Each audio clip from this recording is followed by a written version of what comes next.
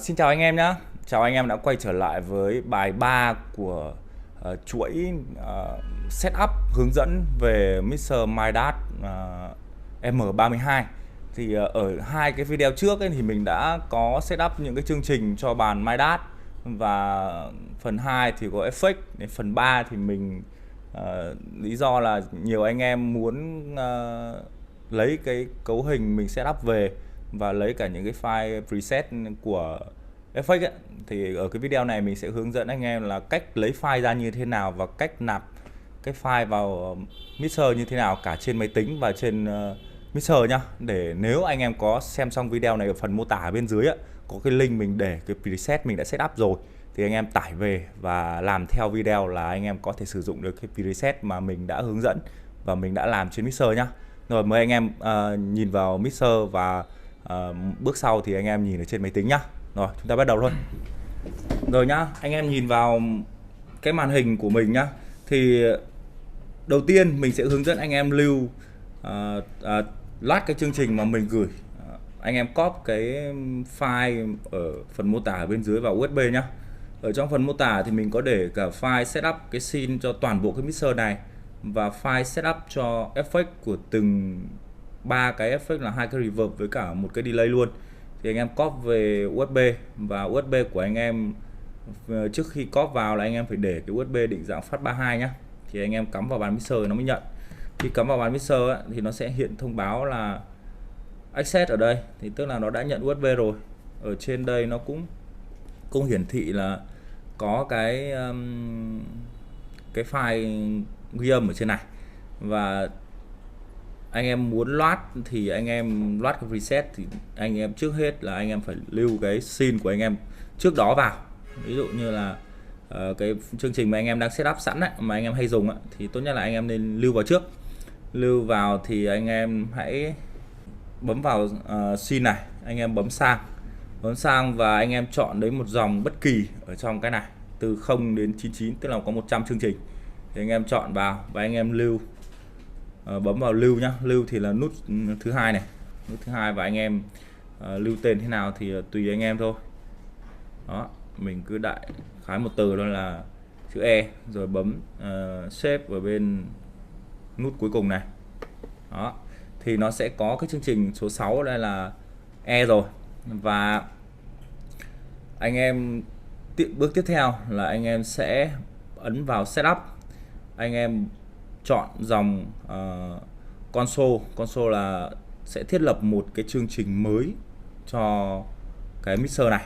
Thì anh em chọn vào thôi, ấn vào select là nút thứ ba. Đó, nó hỏi là restore to all setting, tức là nó sẽ về trắng luôn, không phải trắng ở bàn mà trắng ở cái chương trình mới á. Thì anh em bấm confirm, tức là xác nhận nhé. Đó, đây là một cái chương trình trắng mới hoàn toàn. Thì bước nữa là anh em sẽ vào lại phần scene này. Phần scene thì anh em bấm sang phần scene. Đó, anh em có thể gạt lên không, hoặc là chỗ nào bất kỳ ở tránh những cái chỗ anh em đã lưu rồi. Thì ở đây nó sẽ có cái tùy chọn là load setting từ USB và lưu cái preset setting ra USB nhá. Thì ở đây mình sẽ chọn là load setting là nút thứ 1 2 3 4. Rồi, ở trong USB khi đã có vào thì nó sẽ có các cái scene ở đây. Thì mình sẽ chọn xoáy nó sang là admin, là cái của mình, và tí nữa mình sẽ để cái file scene admin này lên trên driver và ở dưới link ở dưới phần mô tả nhá. Thì anh em đã gạt và xoáy được vào cái scene mà mình gửi thì anh em bấm select một trong 4 nút này, thì anh bấm nút nào cũng được. Để bấm select thì nó hỏi là có loát cái scene từ USB vào không, thì anh em bấm confirm để xác nhận nhé. Đó, thì sau khi anh em xác nhận thì nó sẽ loát cái scene của mình vào đây. Thì anh em có thể thấy là các cài đặt của mình nó đã lưu vào đây rồi, và mình có thể show cái equalizer của FX Red cho anh em xem nhé. Đây này, FX Red này. Đó, đây là equalizer này. Đây. Rồi xin lỗi, đây là FX Red, FX Reverb này, Reverb 1 này, Reverb 2 này và Delay. Đó. Thì đây là những cái preset của mình. Bên cạnh đó là ở trong cái FX thì mình đã setup là 2 cái reverb, một cái delay ở đây. Và mọi cái thông số thì khi load cái file này vào là nó sẽ có cái cấu hình mình đang setup ở trên bàn rồi, mà anh em không muốn setup theo những cái routing, những cái in-out của mình ấy, thì anh em chỉ lấy những cái preset riêng cho FX và anh em sẽ sử dụng laptop để load cái FX đấy vào bằng laptop nhá. Thì sau đây anh em quay qua màn hình laptop để mình hướng dẫn anh em là load cái FX bằng laptop hay là load scene, load tất cả bằng laptop thì làm như thế nào nhá. Rồi, mời anh em quay qua màn hình máy tính.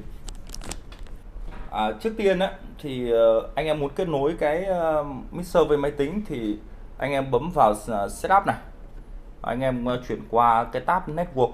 Cái network ấy, thì anh em cứ để IP nó là DHCP, thế là xong.